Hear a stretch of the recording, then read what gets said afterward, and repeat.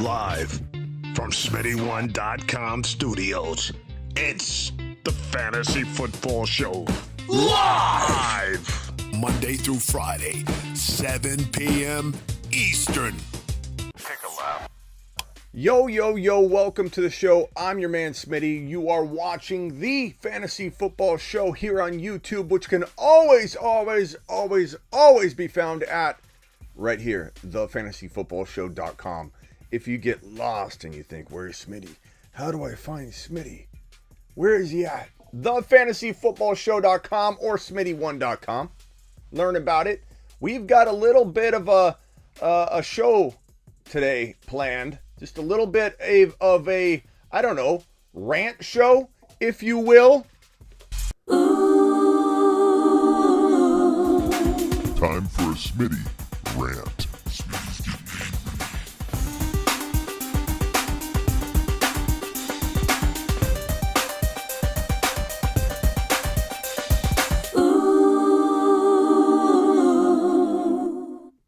I'm not too happy right now because a little birdie named Adam Schefter has been spreading rumors.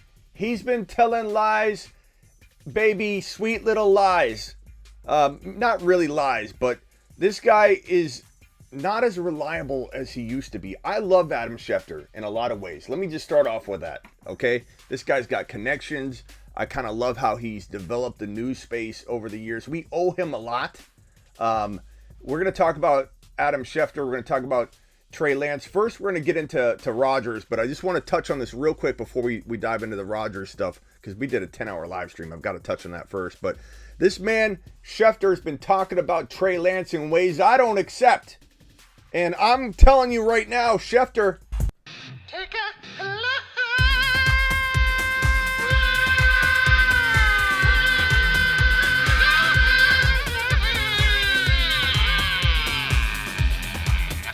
Schefter's taking laps today, people. He's taking laps. But first, we got to talk about briefly, we don't need to spend a ton of time on it. But Aaron Rodgers, we went live for 10 straight hours. Look, if you missed it or you didn't know exactly what happened, what's going on, by the way? First in the building, we've got Spacula. Then we got Matt. We got Tariq. We've got James, Philip, Wesley, Joshua, so on and so on. Matt, Senior Hyphy. Michael, Balls Life, Can't Tame Me, Cheryl, what's going on? Kenny Powers, the whole crew's in here. Hit the thumbs up on your way in the door. We went live for 10 straight hours. Why? Why'd you go live, Smitty? What on earth made you decide to piss off Miss Smitty that badly that she woke up at 4 a.m. to see you still live streaming? And when she said, hey, what's going on? And I said, don't worry, I'll be live till noon. What made me decide to do that? Look, it didn't turn out the way we wanted, but we had fun, and it took some cojones for us to do what we did. Aaron Rodgers, real late at night, about 1 a.m., midnight Eastern, the night before we started to go live, released a weird, cryptic Instagram post about being grateful. Thank you for this. Thank you for that. Everything was Green Bay geared, so it felt like a retirement or a I'm leaving Green Bay cryptic Instagram post. So as soon as he did that, I'm like, today's Monday. We're breaching midnight, going into Tuesday early morning. He goes on the Pat McAfee show on Tuesdays. What if we went live right now from 2 a.m. until the show starts at noon in like a celebratory, let's get ready for the announcement live stream? We did it 10 straight hours. Took balls of steel to do. Like, it didn't turn out the way we wanted. End result, his announcement wasn't what we wanted, but we didn't even have confirmation like 100% that this man was going to show up and do an interview. We did it anyway. We ran the risk of going live for 10 straight hours and looking like fools that we're sitting here. At least I was looking like a fool. You guys were. But I could be looking like a fool sitting here waiting 10 hours and he doesn't even go on a show or do an interview, you know? But we didn't shoot a blank. We actually nailed it. And when the announcement came in around 9 a.m. Eastern that he was going to be doing an interview and having a big announcement, big win for the show. Big win for the show. Was it a little funny that it didn't work out like there's no real announcement. The announcement was there. They even said at 9 a.m., big announcement coming. It was announced. Adam Schefter, or Ian Rappaport went on and said, there's a big announcement coming. Like, we weren't the only ones touting big announcement coming. It was announced that a big announcement was coming. Okay, so we nailed it. We did. That's as far as we could go. It's like taking your mom to the airport. You can only take her so far without a ticket. Okay, there's only so much I can do to you. I can't walk you to the gate. I don't know what's going on beyond the checkpoint, but I did my job. I predicted an interview would happen. I walked you guys to the security gate. Beyond that point, I can't control all that. But big win for the show. People are coming at me left and right, positive and negative. Like, ha ha, you waited all night for that, you moron. Big win. Big win. I accept whatever criticism you want to throw at me because it was a big win for us to do that. Now, the announcement was, as soon as A-Rod came on, he goes, the announcement is there won't be an announcement. And I gotta admit, my first reaction was to defend my actions for 10 straight hours. Like, hey, this still is a positive. He's not retiring. But as I got off the air, I won't lie, my head kind of sunk. I went back, outside the studio, decomposed a little bit, ate something, went to sleep. I wasn't happy. I wasn't upset. I'm not mad at A-Rod. It's not A-Rod's fault everybody's probing into his life. And he has every right as a human being to post something on his Instagram and say, I'm grateful. I'm grateful for my quarterback's coach. This dude went into what's called a Tachi, Wachi, Wancho, whatever cleanse, where he literally eats butter and only butter until he exhausts both ends and continuously exits at both ends of his body after eating too much butter to where you evacuate. And then you throw up cleanse for a day or whatever. Then you do all these like weird cleansing things, let's just say, for like 12 straight days or whatever. Dude comes out and is like massively drained and grateful. He's drained and grateful. He looked great though. He looked like 10 years younger. So maybe we all need to do this hachi pachi machi cleansing throw up evacuation cleanse. I don't know. Maybe I'm gonna try it. Maybe I need to try it after this 10-hour live stream I did when we shot a blank at the end. But it's okay.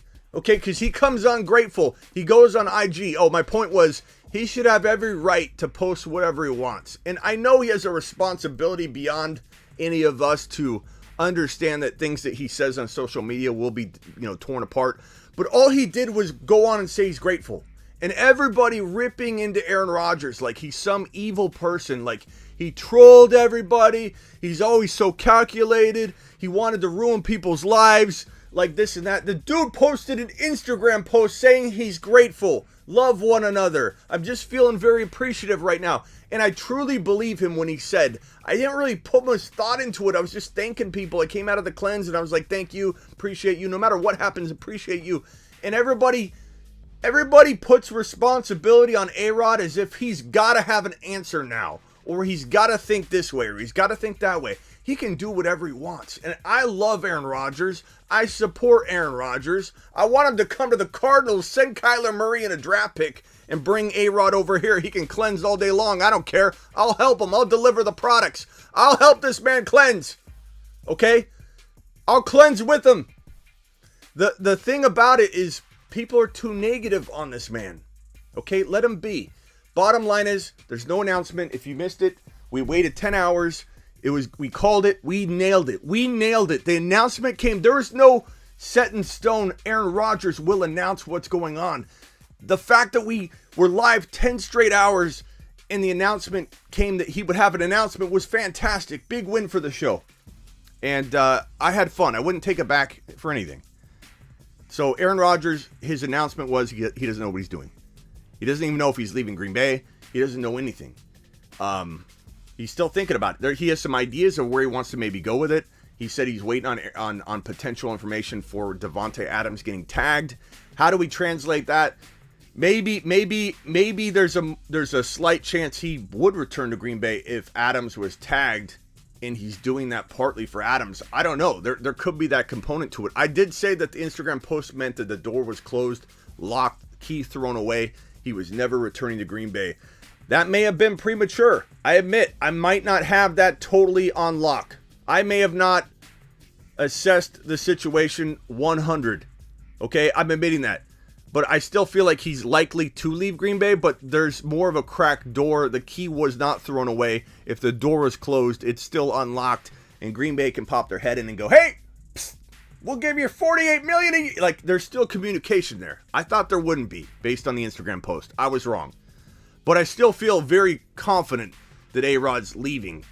I still feel very confident that Denver is the likely destination. I still feel very confident that maybe the reason he doesn't have an announcement is because nothing can really take place yet. We're talking about, and this is what C-Mac said on the Quad Box, and he's right.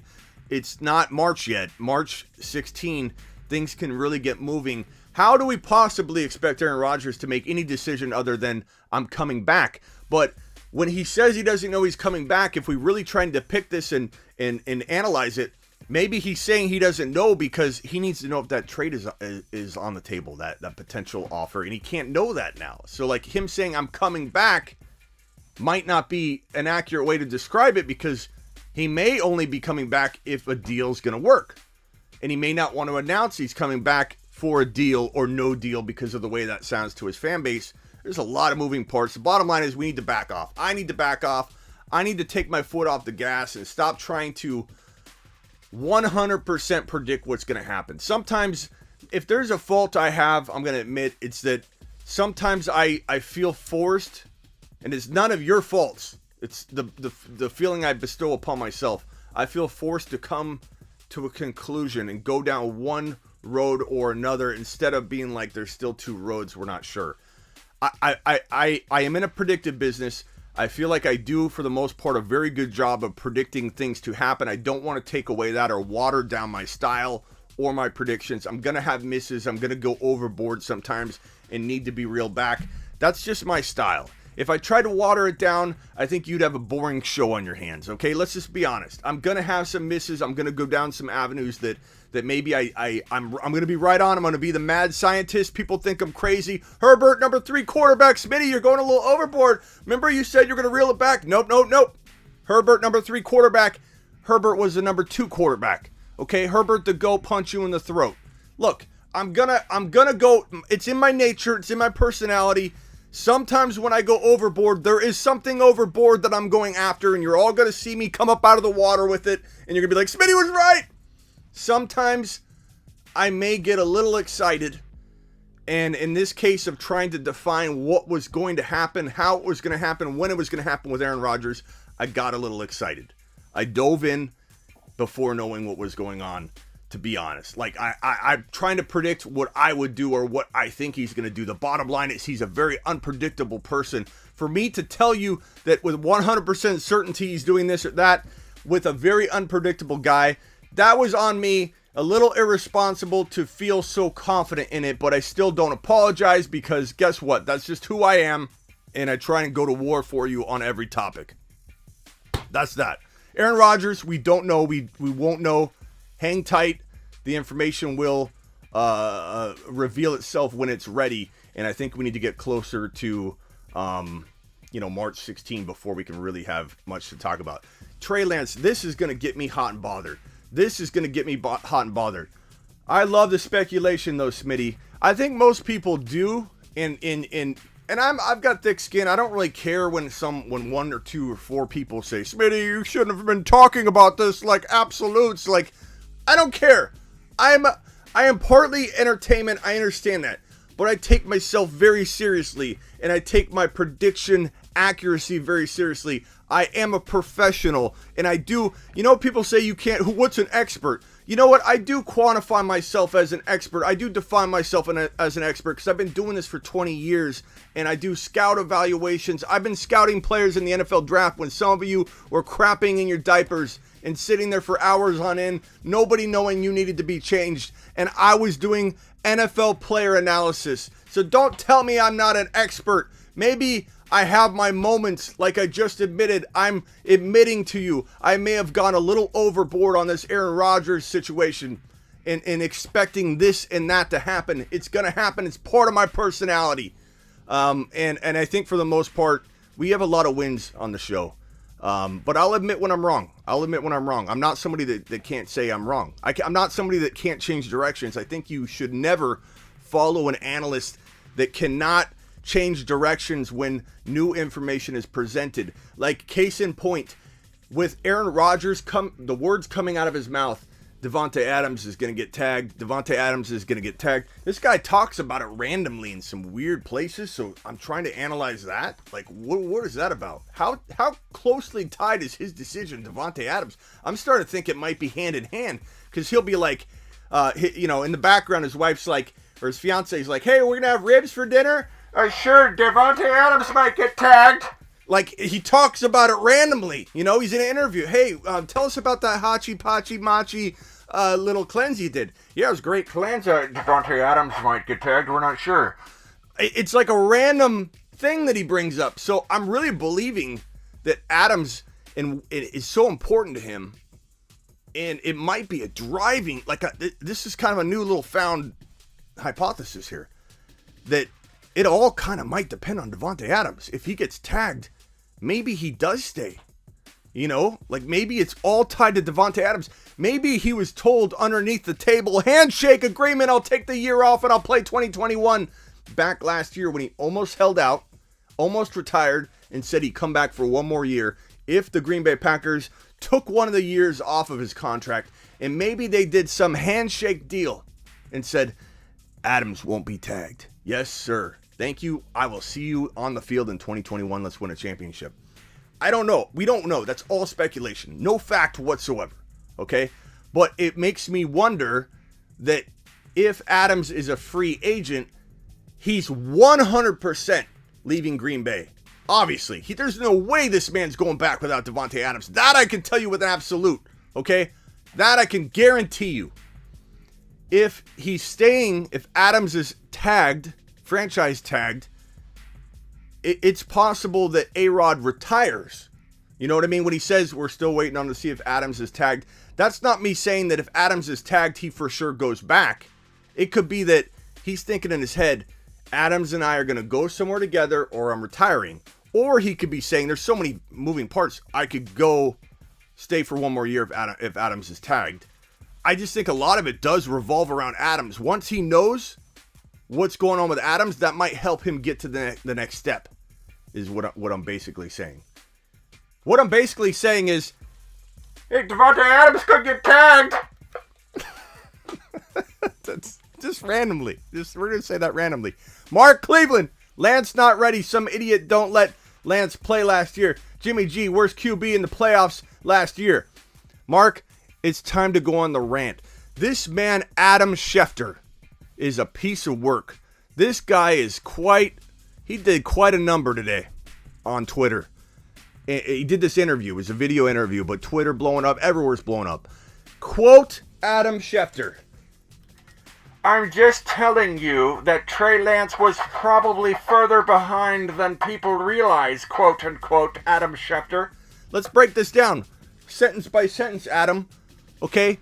You're just telling me? You're telling me the same guy that said Mac Jones is a lock to go to the 49ers? You're telling me that Lance is further behind than people probably realize, people being me, people being my audience? You got to be out of your mind, Schefter. This man's not further behind than people realize. He was shoved into a Jimmy G built offense that was built pass protections for Jimmy G, offense geared around Jimmy G, no option plays. The whole offensive playbook changes for Trey Lance if he's in there. And if he's not in there full time, the offense isn't going to fully convert over to this Trey Lance-led offense. So give me a break. This is Trey Lance playing in Jimmy G's stead last year in week 17 against the Houston Texans.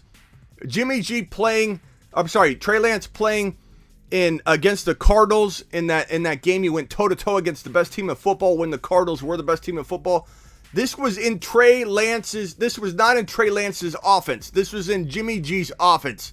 This man, Trey Lance, it's like Jimmy G has a size 10 shoe, okay? And Trey Lance wears a size 13, let's say, 14.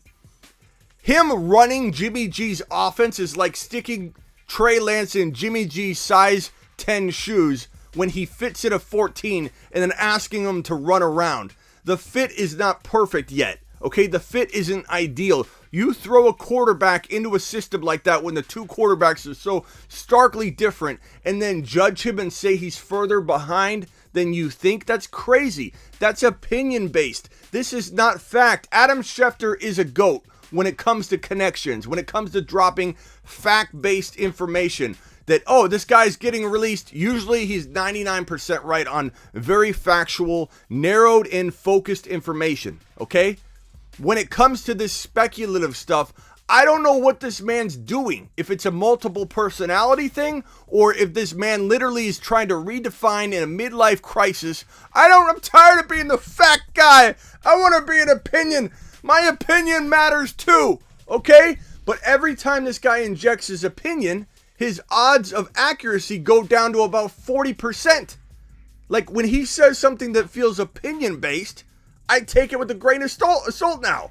Like on draft day, hey, Aaron Rodgers is going to get traded on draft day. Really? He said it and framed that. He framed it as if it was a fact-based report.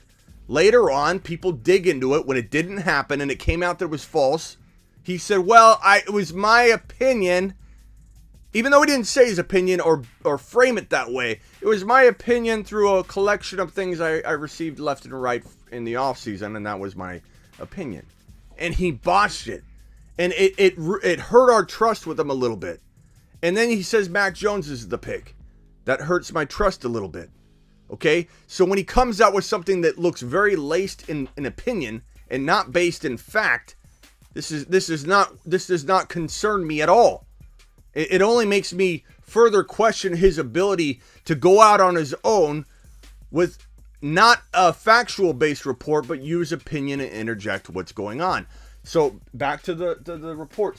They don't want to change their narratives, says Prez. Thank you for that, pal. That super chat. Appreciate you. Here's Adam Schefter. Let's get back to Shefty. His quote. I'm just telling you that Trey Lance probably further behind than people realize, Schefter says. Then he says, quote, Trey Lance is greener than people realize, period. Pause. Greener than people realize. The dude played a very limited number of games. Okay? He comes from a college where his uniform's green. Is that what he means? By green, does he mean cash money? Does he mean this man's about to be cash money, a green machine? Because how is he green? He was a rookie. He was a rookie that stepped in against the Cardinals, went toe-to-toe without a tight end, and I believe without a kicker. I'm not positive on that. I don't know if that was the next game. But literally, this man has no George Kittle, no kicker, goes toe-to-toe with the Cardinals, looked fantastic. Anytime he did bad, he made up for it mid-game. He never had like a fully bad game when he played. He had a bad half, then he had a great half. He fixes things mid-game. He learns quick. He's smart. He shows no signs of being greener than anybody realized, Schefter. If anything, during a rookie season, unprepared, unsupported, shoved into an offense that was not catered around him, different pass protections for Jimmy G than Trey Lance, guys. It is such a different thing to throw Trey Lance in over Jimmy G in this offense. They're two different quarterbacks that require different playbooks, essentially different modified everything, defenses, different defensive schemes. Everything is completely different. This guy steps on the field, he faces a different defensive scheme than when Jimmy G steps on the field. And how do you practice for that? Did Trey practice for that? Does Trey know what is Trey thrown to the wolves? Yes. And if for somebody thrown to the wolves, he did pretty damn good. Okay? This man looked ultra impressive if you ask me. I don't feel there's any greenness going on. I don't see any greener than realized situations here. I see a guy that showed promise, smoothness, and the ability to be an electric play extending machine at the next level.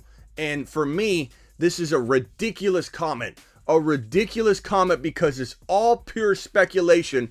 And what Schefter's saying is he doesn't really, in this, believe that Trey Lance is necessarily out of the question for being the week 1 starter, is where this is all boiling up to. So continue on.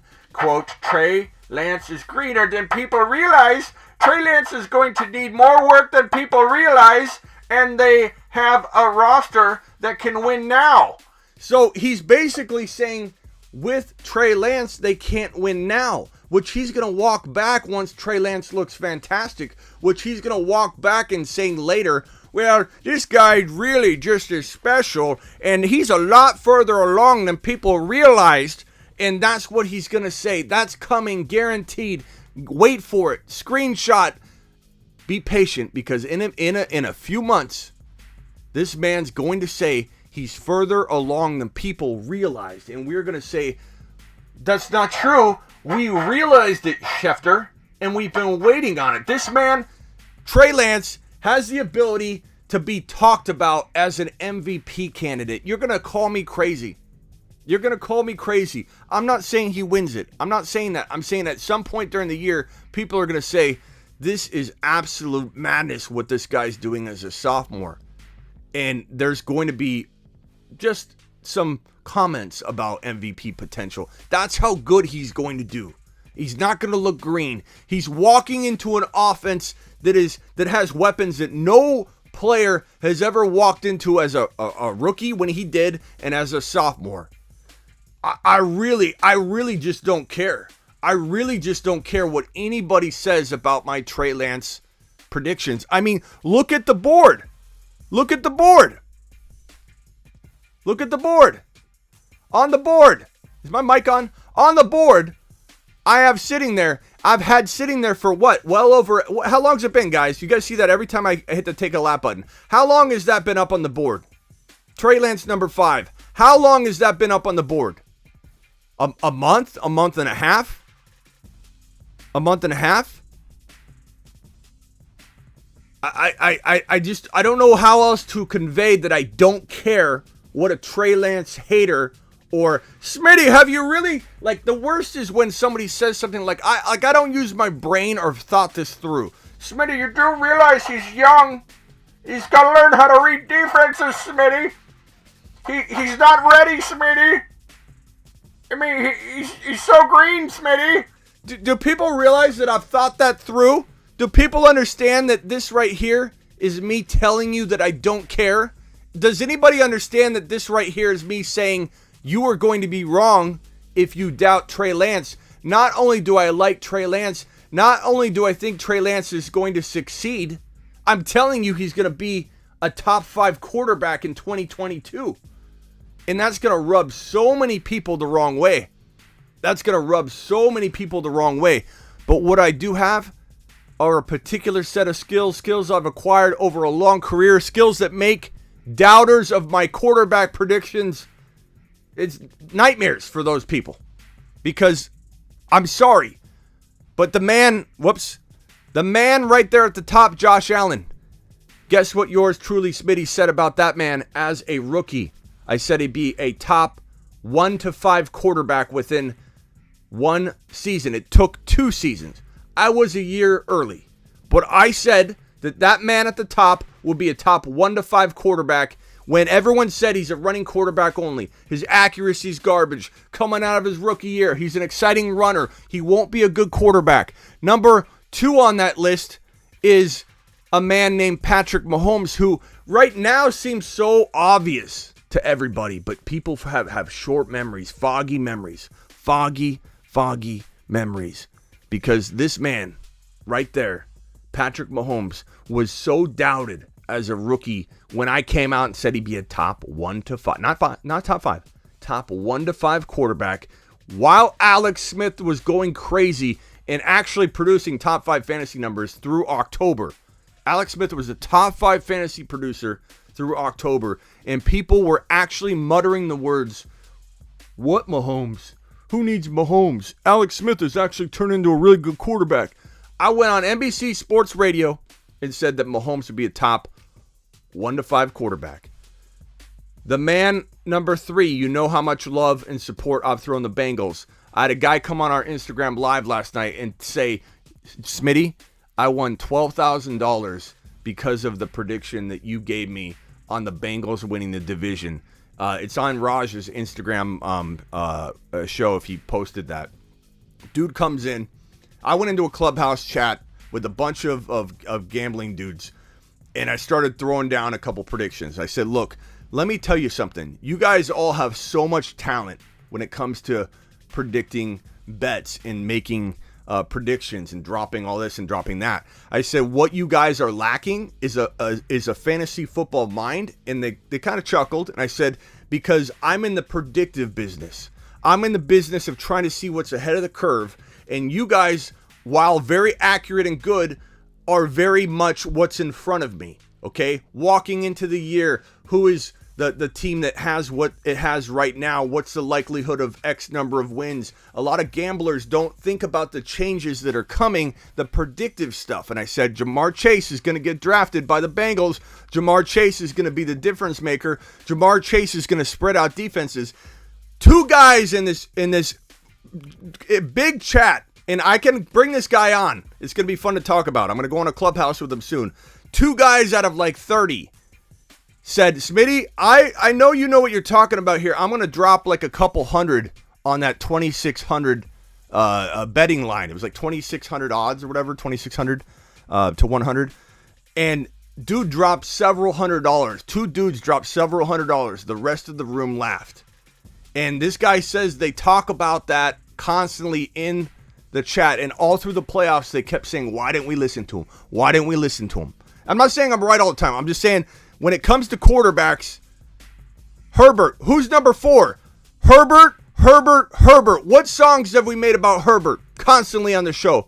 Herbert's the GOAT. He'll punch you in the throat. I got to cue that up. I don't think I have it in my system right now. It got deleted when I was moving things around. Quarterbacks are my wheelhouse. Do I have misses? Yeah. Did I like Clyde Edwards-Helaire last year? Yes, I did. Okay, I understand. I don't hit everything. But this quarterback list right here, Trey Lance fits in at that 5-6 spot so beautifully. I feel it in my bones. I know he's got this tremendous upside that so many people are overlooking. A lot of people are going to be excited about him. I'm not telling anybody to draft him as a top 5 quarterback. Please understand what I'm saying. I'm saying you need to draft him where you can get away with drafting him. Steal him away as late as you can. Let other people allow you this gift of an opportunity to walk into 2022 and blow them away. Blow them away with your Trey Lance drafting. Don't take him too early. Don't take what I'm saying here and go screw it up and punt the entire opportunity away. I'm not asking you to draft him at this value. People that come to me and say you're crazy to expect that. I'm not expecting it. I'm telling you it's probably going to happen, and I'm going to draft differently. I'm going to draft this man so much further away from this 5 overall value because look at the reactions it gets. If everybody's freaking out about this prediction right here, that means no one has to go drafting him at that value. That's the whole point of what we're doing. The whole point of what we're doing is trying to predict how much we can get away with player A getting drafted in this situation so that we can make the most of every pick. Fantasy football is all about drafting a player that's going to explode from their draft value. Every time you're on the clock, it sounds so simple. It sounds mundane. It sounds obvious, Captain Obvious type stuff, but people can't grasp it. People can't stay disciplined during the course of a draft and stay focused and reset their mind. When you're on the clock in the 3rd round, you need to reset, collect yourself, and go, who is the best pick at this draft slot that can explode from their draft value, but also feel safe enough to probably earn it in a worst case scenario. How hard is that? Apparently hard, because no one can stick to that course. That is the best advice I could probably give, period, in fantasy football. Given away for free with 15 minutes and 45 seconds left in show, February 23rd, 2022. The best advice I could ever give anybody, ever is free, right there. Every time you're on the clock, compose yourself, bring yourself in, and say, who is the best player at this pick? Who can have the most potential to jump up multiple rounds, yet has the most safety? Worst case scenario, they maybe earn this value. If you can do that every time you're on the clock, which is best player available approach, by the way, you will win your leagues more time than not, as long as your evaluations are accurate. It's only as good as how good your pick is. You can't say, I'm going to do that. Okay, with the third round pick, I'm taking Trey Lance. You can't do that. Trey Lance is a gift. If you draft him in the third or fourth round, you're ruining the gift. And then you're going to come to me and say, you better be right, Smitty. I have people that come to me in return a week later and say, Smitty, you better be right about Trey Lance. I took him at 2.11 in my redraft league. 1 QB. And then I say, that's your own fault, bro. I didn't tell you to do that. It may still work out for you, but I did not tell you to do that. And you're going to lose so much value that you could have gained by being smart about it. Drafting him around his ADP. Maybe reaching above his ADP to make sure. Back on point here. Adam Schefter is just pulling at straws here. He's trying to be get talked about, I suppose. And we all do that in this industry. Like, I'm not going to lie, some of the content I create is because I know that there'll be people interested in watching it, but I'm not fabricating anything. I'm merely saying, what do people want right now? Let me deliver what people want, but I'm not just trying to say lies or spit out stuff to ruin a reputation. Like, I'm not saying he's ruining his reputation, but what I'm saying is I really believe in the things I say, okay? And he may too, but his analysis of this is going to be wrong. This is another L. This is a big L for Adam Schefter to assume that Trey Lance is not ready, that he's green, that he's any greener than Herbert or Burrow were. Herbert and Burrow walk into their sophomore years and deliver potential MVP type seasons. Herbert and Burrow walk into their sophomore years with good situations, but not as good a situation as Trey Lance is looking at. Deebo Samuel, George Kittle, Brandon Ayuk, Eli Mitchell, a good run game, overall a good scheme, the ability to get and be near the end zone constantly in the red zone, goal line situations. This man Trey Lance will walk into 10 TDs with ease, 8 to 10 TDs locked on 17 games. And to be given the offense in the offseason will be key to be able to plan and prepare and actually have the offense catered around him, the blocking schemes, everything for Trey Lance will be such a different situation. Such a different situation than filling in, putting on Jimmy G's shoes that don't even fit you and walking onto the field and getting judged and called not ready when you literally get yourself out of trouble. You may get yourself in a little trouble, but mid-game, you rectify it all and you get yourself out of trouble.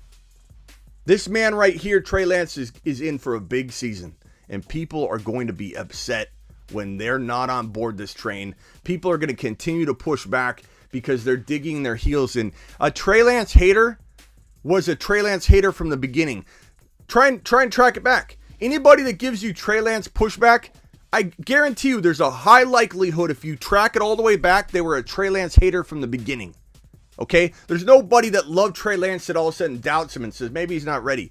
You were a Trey Lance hater from the beginning and you're staying the course. You're digging your heels in. Sunk cost fallacy like I talk about in psychology with fantasy football. Your boy Smitty's got a psych degree. I'm going to bring in some psychology on you. Sunk cost fallacy is when you throw more good after bad, where you dig your heels in and you continue to say something because you've already got too much invested in the approach or the situation. So you just continue to pile on more good onto bad and you're just going to look more like a fool instead of being able to reassess the situation. Similar to me saying, you know what?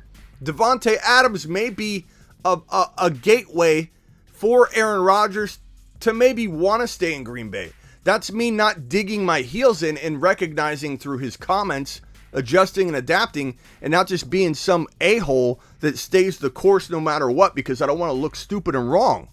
You got to be okay with being wrong. It doesn't mean I'm ultimately going to be wrong. I could be right about the whole Green Bay situation in the end, but do I need to have a little bit more open mind when I hear some new information? I do, and I will. And I commit to you that is my goal in everything I do, is to be as honest and upfront with you and to try and recognize my own faults when I'm evaluating something. Look, when you do what I do, when you throw out thousands and thousands of predictions every single year, you're going to get things wrong. You're going to get lost in the weeds. You're going to have some bias take over and grab a hold of a situation, and you got to wrestle with it and come out on top. I'm not going to be perfect, okay? But I do feel like no one would be here watching the show if we didn't land things, if we weren't more right than wrong, if we weren't extremely on the money on some things. We wouldn't even be a show, okay?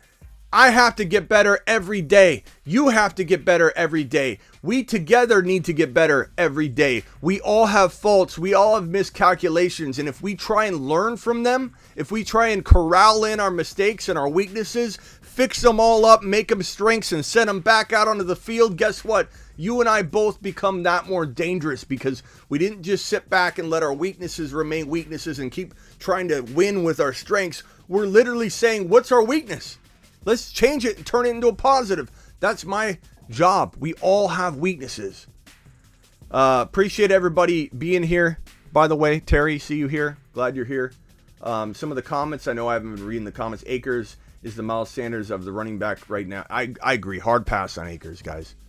You guys know my thought on that. Dude hasn't looked good since coming back. Rush back for nothing. He's reckless with his body. And who's to say he didn't cause potential future damage or some issues that won't likely be available for us to identify, but that will linger into the year because he tried to come back way too early. Coming back 5 to 6 months after an Achilles tear is reckless. It is stupid. And he didn't do anything by doing it. He wanted to be on the field for the Super Bowl win, I suppose. And I understand it, but it was a dumb move. It was a dumb move, and it may have set him up for future injury. And I'm staying clear from him. He will probably, in my opinion, get hurt at some point during this 2022 season. And I'm staying clear because the guy, it's like I say, it's like alignment on your vehicle. He couldn't have possibly had proper alignment throughout his body trying to come back 5 or 6 months from an Achilles tear. So what kind of issues did he create with this play, reckless play on a body that wasn't ready? It wasn't aligned. It wasn't fit to do what he was doing. His explosion, none of it was prepared. You can't even practice that in rehab. The kind of explosion and change of direction a running back endures when people are hitting you and I know everybody's thinking, oh, he's running down the field, okay? Like a receiver's different, a different cornerback's different. A running back's literally running up the gut, just exploding from the knee down, right? Or the thigh down, exploding, just pushing with that Achilles, bro. That ankle, that foot, explosion, trying to get through the hole. Where's my football? I need to do this with the football. He's trying to explode through the hole, pushing with that Achilles, and then someone hitting him from this direction while he's trying to explode. And you can imagine the twisting and jerking of the Achilles tendon going like this constantly as he's being bumped around when he's driving, trying to pile drive through the hole, bros. I know all that sounds crazy. A lot of that didn't come out right. But what I'm saying is the man probably is going to re-injure that Achilles tear. That's all I got to say about that. Twisting, turning, up the gut, through the hole. None of that sounds good. All right. Where are we at? Trey Lance, I'm going to leave you with this. Trey Lance is going to drop fire in 2022. You can either get on the train or you can get off it. I don't really care. I'm not going to judge you if you don't want to get on the train. I'm not going to say you're crazy. I'm not going to try and convince you other than to keep producing content. If you want to get on board, you can get on board. No one's forcing you to get on this train. No one's forcing you to get on this train. Is there risk involved? I suppose. But at the value we can steal this man away, the risk is actually low, and the risk is very baked in, boys. Very baked in. Very baked in. QBs, we've kind of already talked about this topic over and over. The only thing I'll add is that there's no new news on Kyler. There's no real news on Deshaun Watson other than there are potential 10 criminal situations maybe brewing or being looked at. 10 of the cases have criminal implications, or at least there's some potential discovery going on with those 10 cases. So if anything turns criminal at all, no team's touching them. No team's giving up multiple first rounders, let alone even one, if there's a criminal situation. Because as soon as there's a criminal case opened or pursued, Roger Goodell can take him and put him on the commissioner exempt list. I don't know the exact point that can happen. Like if there's announcement that they're moving forward with the criminal case, I don't know exactly word for word legally. We need a lawyer on here to talk about what the players negotiated in making it so that the civil stuff can't be an offense where Goodell can use the commissioner exempt list. I don't think anybody has clear, like, fine line, black and white interpretation of to what criminal, what when something goes criminal, what does it have to actually, what line does it have to cross for it to be something where Goodell could take him and put him on the exempt list? But we got to wait on that. Now we're going to do voicemails. We got 4 minutes left in the show, so we'll get to the voicemail segment. I'll try and blast through all these. Appreciate everybody being here. You guys rock. And hit the subscribe button if you're new. Hit the like button if you're not. Hit the like button if you're new. Hit the like button no matter what. Appreciate you. All right, let's go to the voicemail section. We've got a couple here. We got Kenny. If it is Jordan Love and Adams gets tagged, how far would that move Adams down your rankings? If Adams it's a great question, and we've talked about this a lot, but it's something we need to reassess every couple of weeks, really, because, opinions can change, and it's a good topic. So great question. I would say if Love is the quarterback, if we believe Love is going to be the quarterback, let's say Aaron Rodgers retired or got traded and Adams is tagged, Adams is no longer a top 4 or 5 wide receiver. If Rodgers is in Green Bay in 2022 and Adams is in Green Bay, or if both of them go to Denver, let's say, then I think Adams remains top 3 to 5, or you could even say 1 to 5. Like, if you wanted to take Adams as the number 1 wide receiver in 2022, I wouldn't. But if you wanted to, I totally wouldn't push back on you. I'd be like, okay, yeah, he can be the number 1 wide receiver. He's 1 to 5. He's 1 to 5 with Aaron Rodgers. When he's not paired with Aaron Rodgers, if he's paired with Jordan Love specifically, he's in like the 7 to 12 range. Like, I don't think I could take him outside the top 10. I think I'd have to take him inside the top 10 is what I mean. He'd be like, but he wouldn't be top 6. He wouldn't be top. I mean, you got Jefferson. Let me go over my rankings and tell you what I think I would do, because I can't think off the top of my head how many wide receivers I'd draft over him. I certainly wouldn't take I love McLaurin and guys like that, but I certainly wouldn't take them above Adams, even with Jordan Love. But he drops out big. I mean, you got Jamar Chase, Justin Jefferson, Cooper Kupp, Tyreek Hill, Deebo Samuel. That's 5. And then Adams, right there, even with A-Rod, he's right there between 4 and 6 with Tyreek Hill and I'd rather have CeeDee Lamb over Adams probably. But quietly, I know you would draft Lamb or Adams above, but what I'm saying is I'd rather take another player, even if it was a wide receiver, where you have to draft Adams. If there's no A-Rod, Adams is still going around 12 to 14 overall. I'd rather take Deebo Samuel and then get CeeDee Lamb later than to actually draft Adams there. There's other players I'd rather take.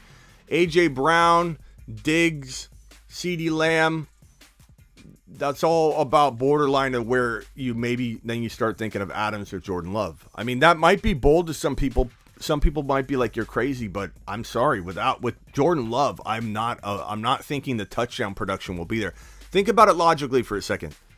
Aaron Rodgers, touchdowns all over the place. It's touchdown season, every season with Aaron Rodgers. Put Jordan Love in there, touchdown likelihood goes down significantly. The red zone appearances, the getting even across the 40, all on your own 40. That's all those opportunities go down the drain or get cut in half if Jordan Love's moving the football. If Jordan Love can't move into the red zone even half as much as Aaron Rodgers would, that's half the opportunities for touchdowns Not to mention, even if he was to get the same opportunities, are they accurate passes? You might be looking at more than half of the production potential cut off of Adams. So it's a great question, but I'm not going near him at his current ADP. What's up, Smitty? This isn't a fantasy question, but it's looking like the free agency is going to be crazy this year. So what's your bold prediction? Either someone that no one's talking about is going to get traded or go somewhere, or someone that's supposed to be leaving is staying. What's your bold prediction for the... Bold prediction. I would say either Aaron Rodgers goes to a new team, or we see a big name wide receiver get traded, like a big name, like a top. I'm trying to think of a situation like Adams, for example. I'd have to see the tag and trade. Who was the last wide receiver that was tagged and traded?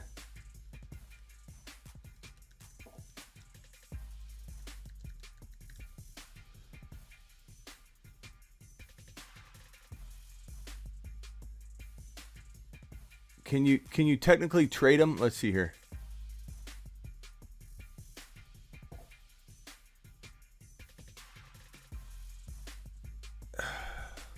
Who was the last wide receiver that was ever tagged and traded? Because it makes it a tough trade, but I don't know. Somebody come up with that, especially after his playoff run. Everyone pray for Rodgers to go to Denver. We're all praying for it, bro. We're all praying for it. Swaggy says Jordan Love stinks. Spacula says if Love is the QB, Adams is likely gone. So the Packers will have to sign some exciting wide receivers. I mean, they have to not tag him, though. I don't know. I see Adams potentially elsewhere. I do. I don't know if that would be the bold prediction that Rodgers and Adams are both elsewhere. I don't know how confident I feel in that, though. I would say my bold prediction would be that either Watson misses the entire season through a legal issue or he's playing for another team. I don't see him playing in Houston. I just don't think they want him there, but we'll see. I don't feel like ultra confident in any of those, but Jaguars, right, I don't necessarily agree, but I think that's why trades exist. Let's go through these real quick. Yo, Smitty, what's your thoughts on Justin Fields, man? I'm kind of down on the guy, to be honest. I know Eberflus is a good coach, but having a defensive head coach in today's NFL kind of worries me. I think there's something like 24 of the 32 head coaches of the NFL are offensive coaches. They don't have a great offensive skill team around them, especially Allen Robinson going out the door most likely to free agency. So what do you think about Justin Fields?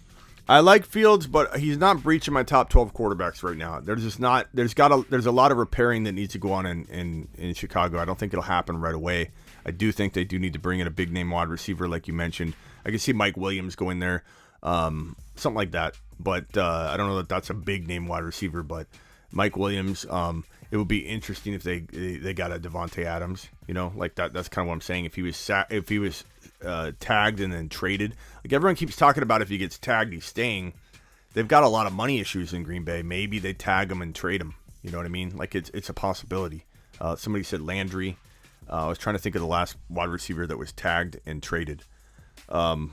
It's tough. Like maybe that's part of what happens with A-Rod too. They tag and trade him where he wants to go. I don't know. It's tough. There's a lot of. It's hard to predict a lot of this. This is hard to be accurate with, so I want to make that clear. I'm not feeling ultra confident. Someone asked me to just predict some bold stuff. I don't know. And this is from Tariq. Hey, Smitty, it's Tariq. What are your thoughts about the Broncos and Washington Football Commanders trying to pursue Mitchell Trubisky from the Bills? I'm not a Trubisky fan. Yeah, Landry, good one, Hendricks. That was brought up already, and you're right. Trubisky. Not the answer. I mean, Jimmy G and Trubisky are like on the same level to me. Like you get one of those guys, maybe you move the football a little bit, but are you going to have them at the end of the year healthy? Are they going to do great things all year? I don't think so. I'm not a huge fan of that.